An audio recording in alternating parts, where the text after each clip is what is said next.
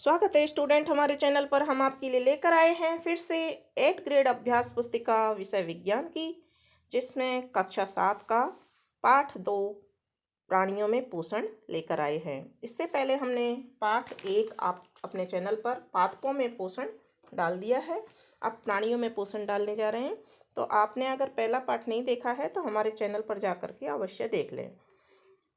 तो पहला पाठ है प्राणियों में, दूसरा पाठ है प्राणियों में पोषण।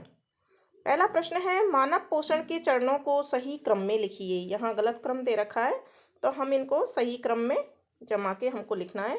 तो हम लिखेंगे मानव पोषण के चरणों का सही क्रम। हमें अच्छे नंबर लाने के लिए हेडिंग डालना और नंबर से मार्किंग करना प्रश्न उत्तर में बहुत ज़रूरी होता है।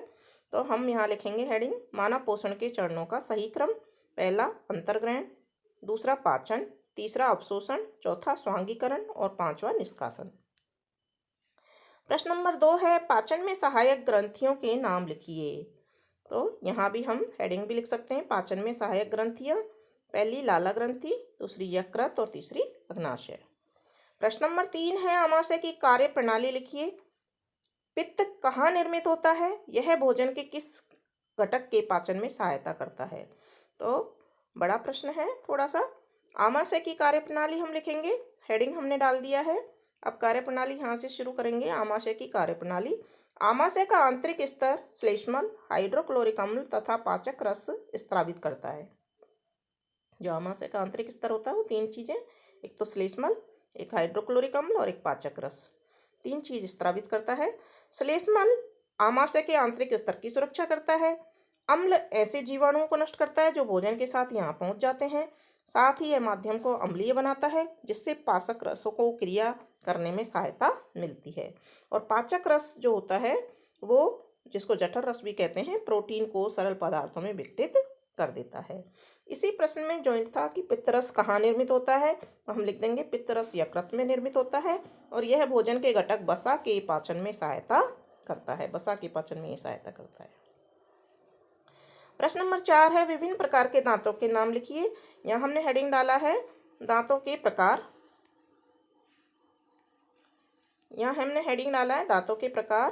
पहला प्रकार है कृंतक, दूसरा रत्नक, तीसरा चवर्णक, अग्रचवर्णक और चौथा चवर्णक। प्रश्न नंबर 5 है, शरीर की सबसे बड़ी ग्रंथि का नाम बताइए। इसमें कौन सा रस स्त्रावित होता है और यह किस घटक के पाचन में सहायक है? तो हम उत्तर लिखेंगे, शरीर की सबसे बड़ी ग्रंथि यकृत है। इसमें पित्तरस स्त्रावित होता है तथा यह वसा के पाचन में सहायक है। प्रश्न नंबर 6 है, उस कार्बोहाइड्रेट का नाम लिखिए जिसका पाचन रूमिनेंट क्या होते हैं? जुगाली करने वाले जानवर द्वारा किया जाता है परंतु मानव द्वारा नहीं। इसका कारण बताइए। तो जुगाली करने वाले पशु जैसे गाय और भैंस हमने देखे हैं अपने घरों में। तो इसका उत्तर लिखेंगे, सेलुलोज एक प्रकार का कार्बोहाइड्रेट है जो घास में पाया जाता है तथा इसका पाचन रूमिनेंट द्वारा किया जाता है। गाय और भैंस घास खाती हैं, उसमें प्रचुर मात्रा में सेलुलोज होता है जो हम नहीं पचा सकते, लेकिन गाय भैंस उसको पचा सकती हैं। रूमिनेंट में, रूमेन में सेलुलोज का पाचन करने वाले जीवाणु पाए जाते हैं। इन जानवरों के क्षुद्रांत्र तथा वृहदांत्र के बीच में एक थैलीनुमा बड़ी रचना होती है जिसे अंधनाल कहते हैं। भोजन के सेलुलोज का पाचन यहाँ पर कुछ जीवाणुओं द्वारा किया जाता है। ये मनुष्य की आहार नाल में अनुपस्थित होते हैं, यानी कि नहीं पाए जाते हैं। इसलिए सेलुलोज का पाचन जानवरों में तो हो जाता है जो जुगाली करने वाले जानवर होते हैं, लेकिन अन्य जानवरों या मनुष्य में नहीं होता है। प्रश्न नंबर 7 है, दीर्घरोम क्या है, ये कहाँ पाए जाते हैं एवं इनके कार्य लिखिए। 3 प्रश्न एक साथ हैं इसमें, तो हम एक एक का उत्तर देंगे। दीर्घरोम क्या है? क्षुद्रांत की आंतरिक भित्ति पर अंगुली के समान उभरी हुई रचनाएं होती हैं जिन्हें दीर्घरोम या रसांकुर कहते हैं। दूसरा, ये कहाँ पाए जाते हैं? तो दीर्घरोम क्षुद्रांत की आंतरिक भित्ति पर पाए जाते हैं, हमने इसी के साथ में आ गया। अब है, दीर्घरोम पचे हुए भोजन के अवशोषण हेतु तल क्षेत्र बढ़ा देते हैं, यानी कि ज़्यादा क्षेत्र बढ़ा देते हैं जिससे फटाफट अवशोषण होता है भोजन के अवयवों का। प्रत्येक दीर्घरोम में सूक्ष्म रुधिर वाहिकाओं का जाल फैला रहता है। दीर्घरोम की सतह से पचे हुए भोजन का अवशोषण होता है। प्रश्न नंबर 8 है, आमाशय क्या है, इसकी कार्यप्रणाली को समझाइए। तो हम लिखेंगे, आमाशय मोटी भित्ति वाली थैलीनुमा रचना है। यह चपटा तथा जे की आकृति का यानी जे जैसी आकृति वाली होती है और आहार नाल का सबसे चौड़ा भाग होता है।